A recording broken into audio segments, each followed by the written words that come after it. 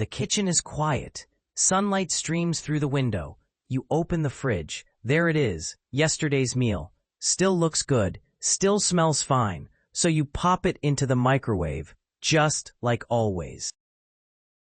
A few minutes later, you're at the table. The same plate, the same chair, but something feels off.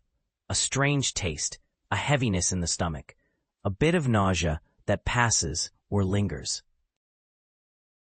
And you wonder, was it just you, or was it the food? For many of us, especially in these golden years, reheating leftovers is a daily habit. It feels smart, practical, a way to stretch meals, save time, reduce waste. We've done it for decades, without a second thought. But here's a quiet question worth asking. Could something so routine be quietly hurting your health? You're not alone if that thought gives you pause. Because some foods, ones we trust and enjoy, can turn harmful when reheated. Not because they look bad, not because they smell wrong, but because of changes we can't see. And here's the surprise. Some foods, when reheated, actually become better for you, healthier, more nourishing, more powerful than the first time around. That's what we'll explore today. The foods to never reheat, and the ones you should. We'll take it slow. We'll keep it simple. And we'll walk through it together, like a warm conversation between friends. So if you've ever wondered what's safe to reheat, if you've ever had a meal and felt unsure after, stay with me. This story could quietly change how you feel tomorrow. And if this already speaks to something you felt, share it with someone you care about. Because sometimes one small choice can protect more than just your own health. Let's begin. Some habits stay with us through the years, like saving a little food after dinner, covering it carefully, tucking it into the fridge with a quiet sense of care. That'll make a nice lunch tomorrow. And tomorrow comes. You reheat it, sit down, take a bite, still warm, still familiar. But then, your stomach doesn't feel quite right. A gurgle, a twist, maybe a trip to the bathroom you didn't expect. It's easy to brush off. I'm just getting older. Maybe it was something else.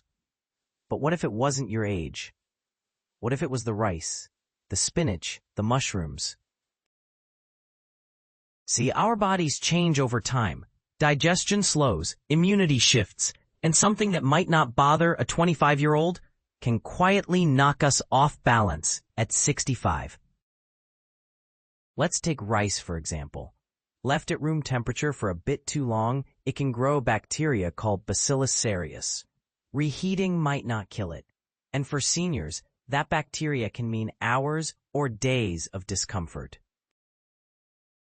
Then there's spinach, gentle, green, trustworthy. But when it's reheated, its natural nitrates can turn into nitrosamines, a word you don't need to remember, but your body sure will. Those compounds, they're linked to health risks you don't want.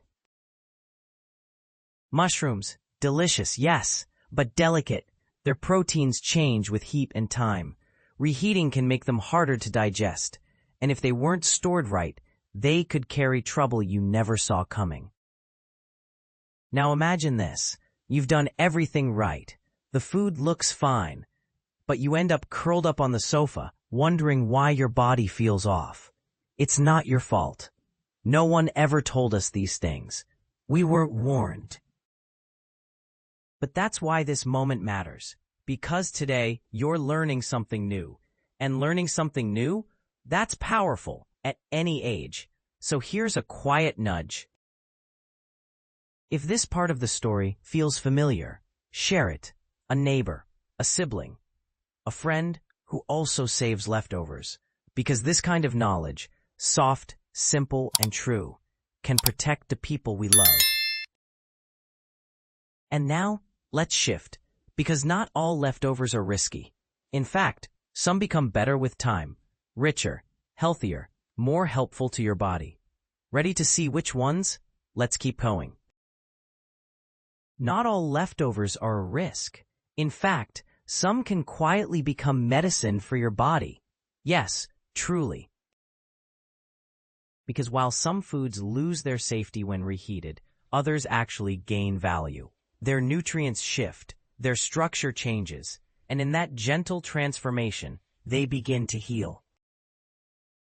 Take a quiet breath with me, and imagine this, a pot of lentils you cooked on Sunday, soft, warm, seasoned with love. You tuck the rest away for another day. When you reheat it 2 days later, something surprising has happened. The starches have shifted. They've become resistant starch, a kind of fiber that feeds your good gut bacteria. It doesn't just fill you, it nourishes you from the inside. The same thing happens with oats. When you cook them once, then cool and reheat, they're gentler on your blood sugar, steadier, more forgiving. And what about stews? Oh, stews are magic. The flavors deepen, the nutrients settle in, and when you warm them up the next day, they taste better, feel better, and love you back just a little more.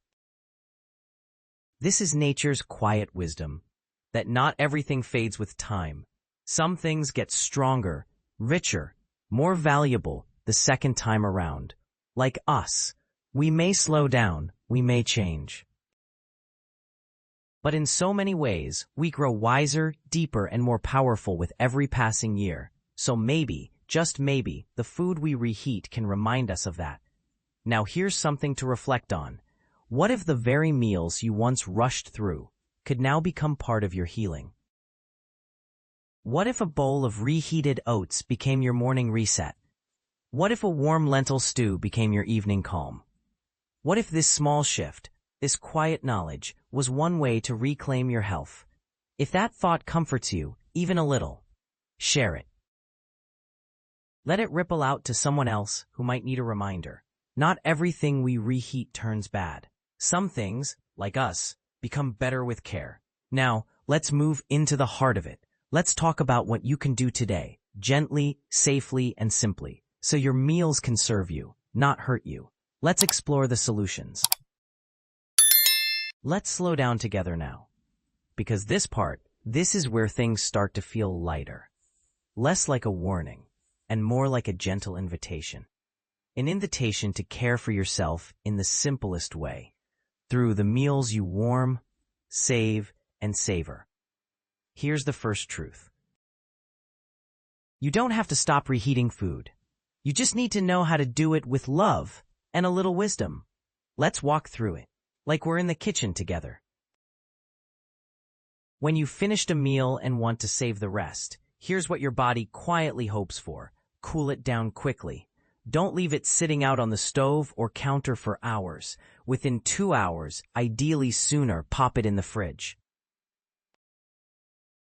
Use a shallow container so it cools evenly. And when it's time to reheat, make sure it's hot, steaming hot, not lukewarm, not just warm around the edges. Microwaves can be tricky, so stir halfway through. Let the heat reach every part of the dish. And here's something many people don't realize. Only reheat once. Each time we cool and warm again, food loses safety. One reheat, then let it go. Now, remember those foods we talked about earlier? Rice, spinach, mushrooms. If they've been left out for more than 2 hours, it's safest to let them go, even if they smell fine. Even if it feels wasteful, your health is worth more than one saved serving. But now, let's enjoy what is safe. Legumes, like lentils, chickpeas, black beans. Cook them once and they'll reward you twice. The second time around, their starches become healing. They support your gut, help regulate blood sugar, and keep you full longer. Oats too. Cook a pot in the morning. Reheat it gently the next day with a splash of milk or water. It'll feel like comfort in a bowl. And oh, soups and stews. Let them rest overnight. The flavors deepen, and your body thanks you with every bite. Want a little routine to try? Choose one meal a day to plan ahead.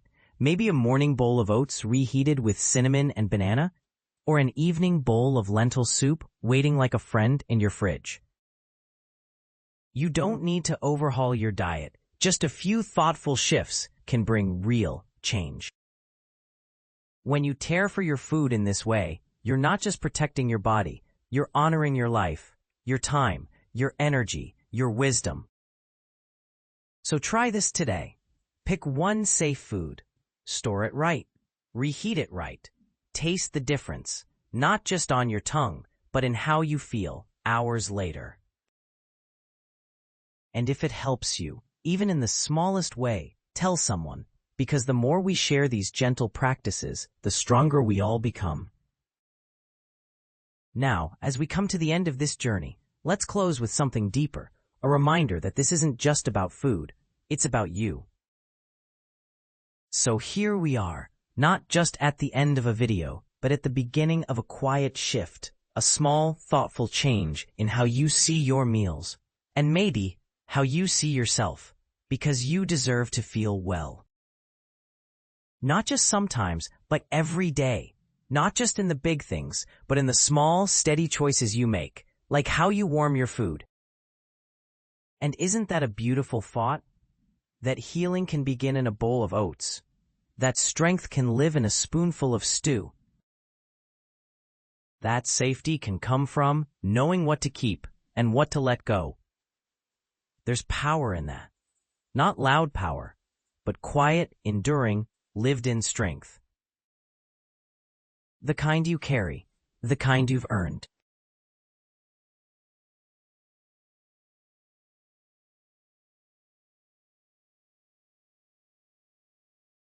So here's my gentle invitation to you. Take what you've learned today and try it. Reheat with care. Share what you've discovered. Maybe even comment below with a food you'll treat differently now. Or tell us your favorite comfort dish, the one that brings warmth to more than just your belly. And if this video brought you even one moment of peace, one aha, one quiet smile, pass it on. Send it to a friend, a sibling, a neighbor. Because the more we care together, the stronger we become. This isn't just about leftovers. It's about honoring the life you've built, one meal, one memory, one mindful choice at a time. You've still got so much to give, and so much to gain, and I'll be right here, cheering you on, one story at a time. Until next time, stay well, stay wise, and never stop learning, loving, and living with care.